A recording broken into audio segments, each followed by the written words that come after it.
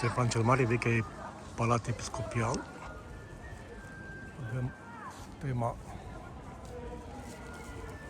fostului episcop Iosif Camili. Avem pălăria episcopală, de care atârnă doi ciorchini cu câte 10 ciucuri. Aceasta trebuie să fie de culoare albă. În cadrul scutului, despicat. În șef avem un soare antropomorf. În partea stângă Sfântul Iosif cu pruncul Iisus în brațe și cu un toiag. Și în partea cealaltă un rampant. Și de desubt deviza episcopului. Faptul că este cruce dublă ne arată că nu este vorba de un episcop, ci de un arhiepiscop.